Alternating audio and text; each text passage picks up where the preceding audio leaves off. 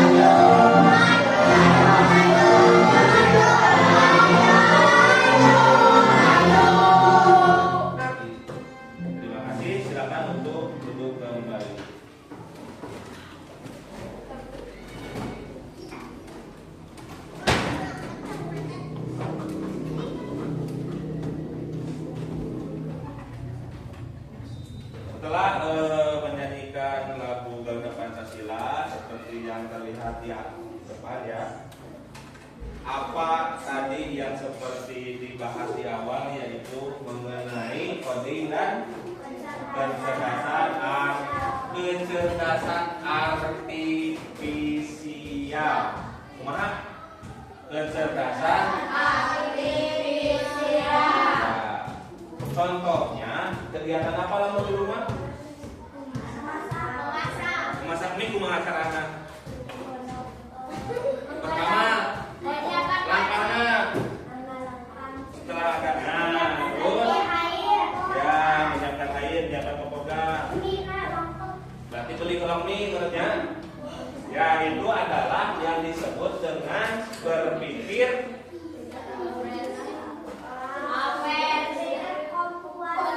komputasional, yaitu memecahkan masalah dengan apa? Membuat tadi cara bisa. Nah, ada tujuannya yaitu menjelaskan pengertian berpikir secara komputasional, yaitu menyebutkan contoh kegiatan sehari-hari. Tadi lamun ngabikin mie teh ada cara-cara. Caranya ngabuka mie, ngercai, nyeprekeun kompor, menyiapkan air. Nah, mangkok itu adalah ada yang disebut alat dan kemudian ya menyusun. Nah, baru tadi itu seperti langkah-langkahnya. Ya. Nah, ini salah satu apa yang kita saksikan selanjutnya yaitu video pembelajaran mengenai berpikir komputasional. Coba dilihatkan. Pengenalan computational thinking. Hai teman kece, coba tebak apa artinya computational thinking atau berpikir komputasional? Adakah yang merupakan jeli dan melihat kata komputasional di sini? Jadi mungkin ada hubungannya dengan komputer ya? Iya, betul sekali. Jempol buat kamu yang sudah mendengar dengan benar. Berpikir komputasional adalah proses berpikir untuk menyelesaikan masalah dengan efektif dan efisien. Dalam ilmu komputer, proses berpikir ini dilakukan sebelum mulai menulis coding atau pemrograman. Jika sudah direncanakan dengan baik, maka coding yang ditulis akan sesuai dengan kebutuhan dan dapat diselesaikan dengan cepat dan tepat. Tapi ternyata berpikir komputasional juga bisa dilakukan tanpa komputer dan tanpa internet loh. Malah sebenarnya kita pun sudah menerapkannya dalam kehidupan sehari-hari. Mulai dari membuat gigi, mencatat ringkasan pelajaran, hingga menyiapkan tas untuk sekolah besok. Wah, kalau kita sudah bisa menerapkannya setiap hari, berarti kita semua sudah mahir dong. Belum tentu. Contoh-contoh tadi yang menerapkan berpikir komputasional pada masalah yang sederhana. Masih banyak nih masalah yang lebih kompleks, seperti misalnya mengatur keuangan bulanan, apa yang harus dilakukan kalau kamu tersesat di tempat baru, hingga memilih jurusan dan karir. Lalu yang lebih penting lagi, ketika kamu dewasa nanti, kamu akan menghadapi era industri 4 dan bahkan 5. Di sini kamu perlu kecepatan untuk memanfaatkan dunia digital, mulai dari mencari dan memilah informasi yang kamu perlukan, hingga menggunakan informasi itu untuk membuat keputusan penting dalam hidupmu. Menghadapi masalah kompleks kehidupan di masa sekarang dan masa depan ini mirip seperti merencanakan coding yang sudah dibahas sebelumnya. Kuncinya adalah memahami masalah dengan tuntas dan mencari cara menyelesaikan yang efektif dan efisien. Nah, kalau begitu, bagaimana agar kita bisa berpikir komputasional? Sekarang kita bahas ya 4 landasan dari berpikir komputasional. Yang pertama, dekomposisi. Dekomposisi artinya membagi masalah kompleks ke bagian yang lebih kecil agar mudah diselesaikan. Misalnya kamu ditunjuk jadi ketua panitia lomba 17-an, maka untuk memudahkan pelaksanaan, kamu bisa menunjuk panitia bagian acara, konsumsi, publikasi, keamanan, dan lainnya. Yang kedua, pengenalan pola. Artinya mencari kesamaan dan pola di antara bagian-bagian masalah kompleks yang sudah dibicarakan. Misalnya kamu hendak melupa dan menyimpan jemuran di rumah, maka kamu perlu bisa mengenali jemuran milik ayah, ibu, kamu, adik, dan milik bersama seperti spray, handuk, dan lainnya. Ini karena jemuran-jemuran itu perlu disimpan di tempat yang berbeda. Yang ketiga, abstraksi. Artinya fokus pada informasi yang penting saja, mengabaikan detail yang tidak diperlukan. Misalnya kamu hendak menceritakan pengalamanmu berwisata ke luar kota. Tentunya kamu mengalami banyak hal dan mulai berangkat di bus, berfoto bersama, makan di restoran, menginap di hotel, hingga perjalanan pulang. Tapi nggak mungkin kan kamu ceritakan semua kejadian dengan detail pada teman-temanmu. Pasti mereka bosan kalau kelamaan. Jadi kamu harus mencari beberapa kejadian yang menarik saja untuk diceritakan pada teman. Yang terakhir, algoritma. Artinya membuat langkah-langkah penyelesaian atau membuat aturan yang diikuti untuk menyelesaikan masalah. Misalnya kamu diberi daftar belanja di supermarket oleh ibu. Ada minyak goreng, telur, roti, sayur, dan kopi. Lalu kamu harus buru-buru karena ibu sudah mau memasak dengan minyak goreng itu. Nah, kalau seperti ini, satu cara yang efisien misalnya adalah dengan mengambil barang yang paling dekat dari pintu masuk hingga terakhir yang paling dekat dengan kasir. Nah, itu dia 4 landasan berpikir komputasional yang perlu diterapkan untuk memecahkan masalah yang kompleks. Lalu berikutnya, apakah ada cara untuk mengasah kemampuan berpikir komputasional? Tentu ada. Selain bisa coba kamu terapkan ke masalah sehari-harimu, kamu bisa juga latihan soal untuk mengasahnya. Misalnya, gurumu akan memberikan soal-soal computational thinking di mata pelajaran matematika, bahasa Indonesia, dan IPAS dalam kurikulum mereka. Selain itu, kamu bisa ikut tantangan Bebas Indonesia juga. Yuk coba simak satu contoh soal computational thinking. Dalam BIS studi wisata, ada 3 kelompok anak yang akan diantarkan ke 3 tujuan berbeda. BIS berhenti pertama di restoran, lalu hotel, dan terakhir di museum. Hanya ada satu tempat penyimpanan koper di samping bis yang hanya bisa dibuka dari satu pintu. Sopir bis ingin mengatur koper-koper penumpang hingga mudah dikeluarkan. Bantu supir bis menentukan urutan memasukkan koper-koper itu ke dalam tempat penyimpanan. Pertanyaan, koper kelompok anak yang mana yang dimasukkan terakhir? A. Anak yang ingin pergi ke museum. B. Anak yang ingin pergi ke restoran. C. Anak yang ingin pergi ke hotel. Atau D. Yang mana pun boleh. Soal A. Cik mana? Berarti yang terakhir untuk koper yaitu A. Karena kenapa A? Museum posisinya kalau menyimpan di nabus berarti di depan atau di belakang? Ayo kabus. Pokoknya di jero berarti ya. Berarti di dalam. Berarti ketika keluar barang yang pertama turun dia harus di apa ini pertama harus turun di sini kan? Nah, gitu. Itu secara tadi disebut berpikir komputasional. Kalau kamu tahu, coba ya dijawab di kolom komentar. Kejar cita, kejar ilmu, raih cita. Nah, itu adalah contoh kegiatan atau dalam kehidupan sehari-hari yaitu berpikir komputasional, berpikir untuk menyelesaikan masalah dengan efektif dan efisien. Kemudian tahapan berpikirnya tadi sudah dijelaskan dekomposisi, kemudian pengenalan pola, abstraksi, kemudian algoritma. Contoh lagi tadi contohnya ketika ada bis yang ingin menurunkan koper. Selanjutnya yaitu dalam kehidupan sehari-hari, bagaimana cara pergi ke sekolah dari rumah dengan aman dan tepat waktu. Mulai dari pertama yaitu bangun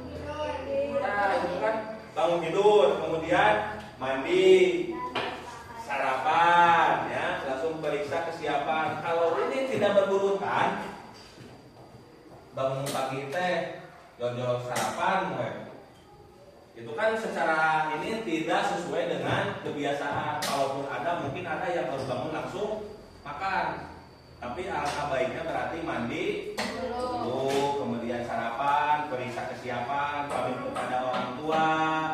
Kalau nggak ada orang tua, kalau itu bisa dikunci pintu, kunci kamar, kemudian pergi ke sekolah naik sepeda, naik motor, jalan kaki, masuk ke gerbang, cari kelas, gitu ya. Salah satu contoh kegiatan di sekolah dalam tadi kecerdasan artifisial, ya.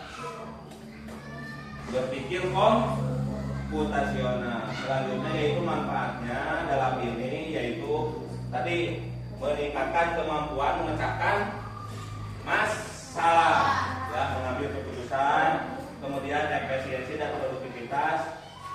Pada dasarnya kegiatan-kegiatan itu sudah kalian lakukan di sehari-hari, ya. Tadi contoh masak mie instan, berangkat sekolah. Nah, selanjutnya juga ada contoh kegiatan yang harus dikerjakan dalam LKPD. Ini sudah terbagi menjadi 4 kelompok, nanti akan dibagikan disesuai untuk pengerjaan. Ini kelompok 1 ya. Ini ya. Dibaca pertanyaannya.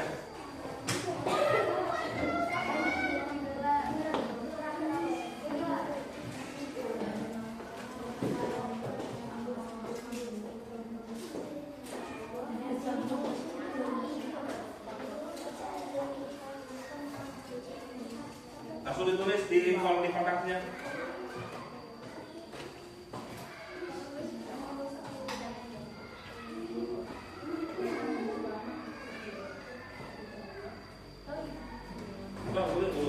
Urutkan ininya. Tulis kelompoknya kelompok 1. Kelompok 1, ya, kelompok 1. Kelompok 2, kelompok 3, kelompok 4. Blok diisi. Tarik ke depan.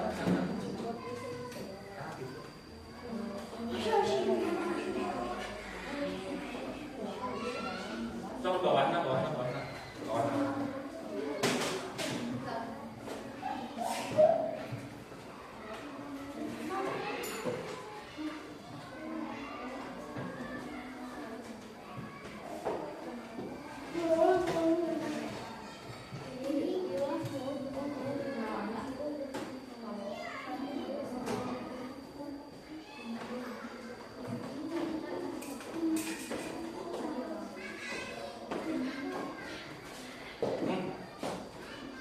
Ini kan langkah-langkah mencuci tangan, urutkan,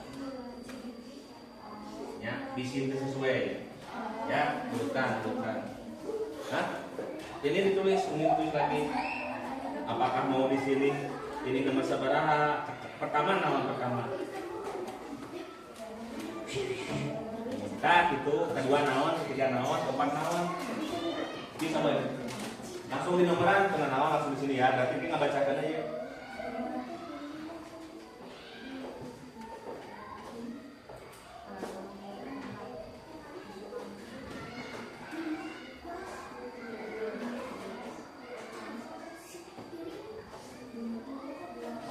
Nanti satu perwakilan untuk ke depan karena ini sangat dekat ya.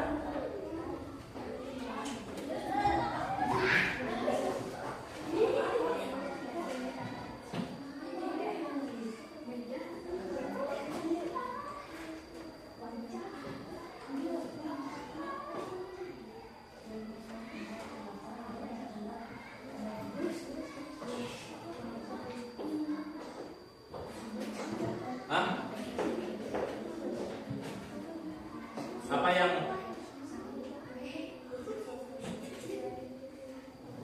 kumaha lamun itu tidak berurutan? Apa yang akan terjadi jika itu tidak berurutan? Nah, lamun contohnya ini kan jol mangga teh dari kupas, jol dimasukkan di blender jeung kulitna jeung sikina. Apa yang akan terjadi?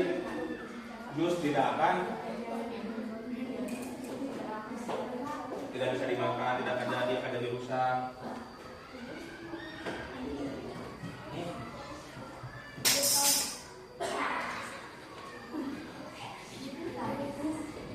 Naonnya?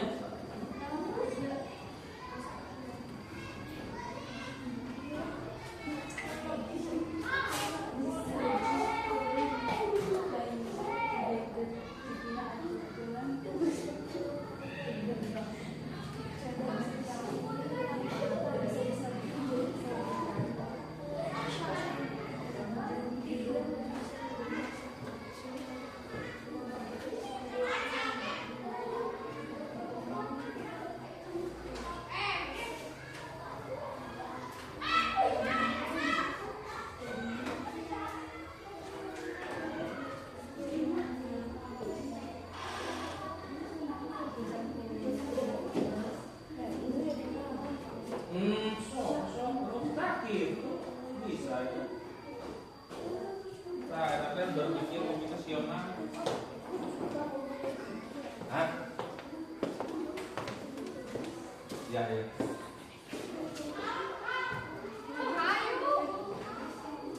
Namanya nama kelompok 4 dan 3 orang namanya.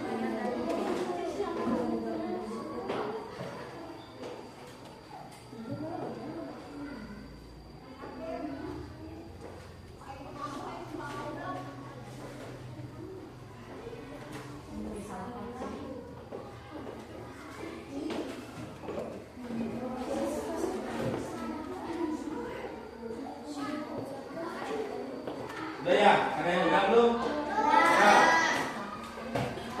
Udah. Udah?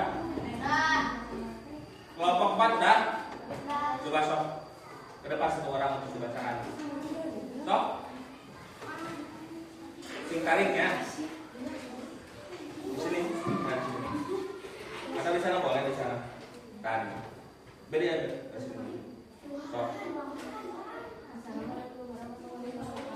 Waalaikumsalam. Speaker.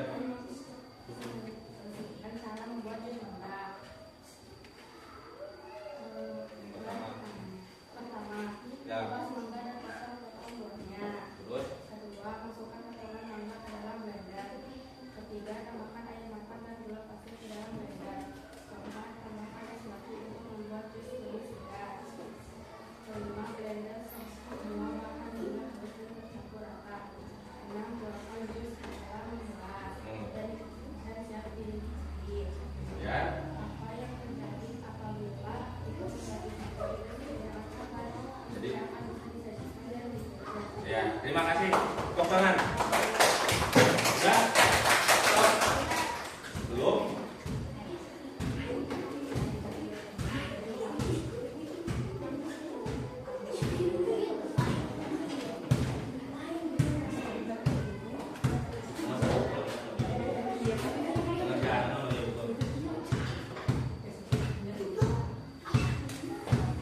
Sudah, stop. Stop, sini, depan. Ayo. Sini.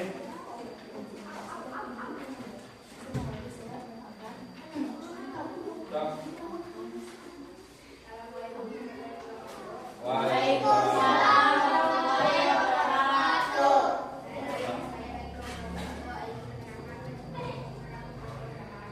Hah? Ya, terus. Kompor betul. Ya, lanjut. Langkah-langkahnya. Pecahkan telur ke dalam mangkok, lalu tambahkan sedikit garam sampai matang dan hingga matang. Sehingga telur dadar sedikit. Iya, terima kasih. Tepuk tangan. Kelompok 3. Nah, kelompok bola. Ayo, sini. Ayo. Ayo nih. Stop, sini. Stop, tertarik. Halo. Assalamualaikum. Waalaikumsalam.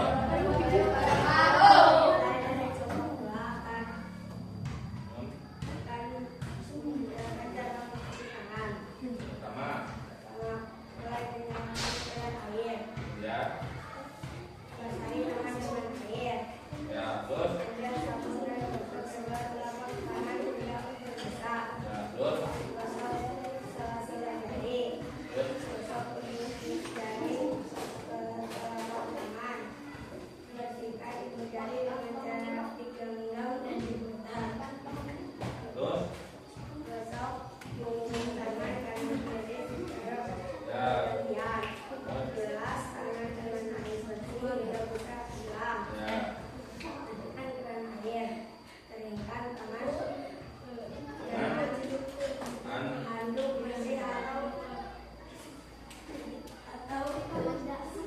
Tisu.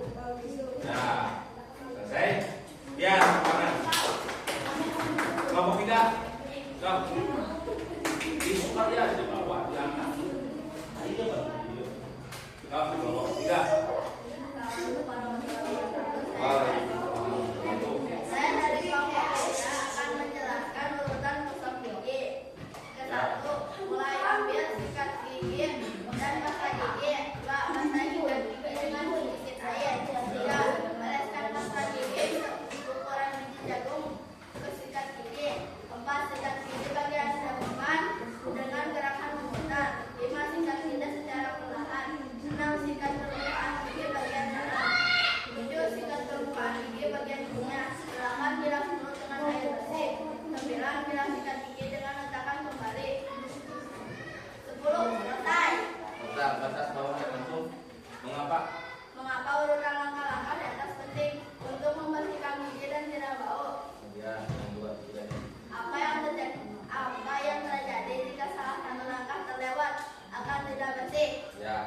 kasih.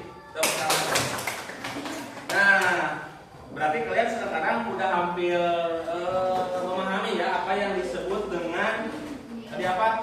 Berpikir komputasional, yaitu langkah-langkah sebagaimana kebiasaan-kebiasaan kita di kehidupan sehari-hari.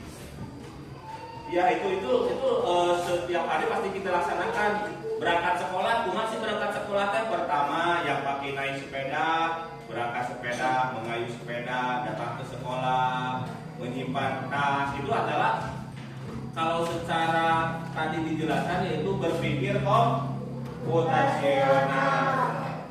Kemudian terima kasih karena ini bagian dari pembelajaran hari ini. Mudah-mudahan di pertemuan berikutnya kita dapat bertemu lagi, yaitu mengenai contoh komputasional barang cerdas dan tidak cerdas. Nah sih barang cerdas teh apa sih barang yang tidak cerdas teh? Itu ya. Terima kasih. Sebelum selesai silakan berdoa kembali dalam hati aja, dipimpin oleh ketua kelasnya. Silakan. Kita ulang. Sebelum kita pulang, marilah kita berdoa.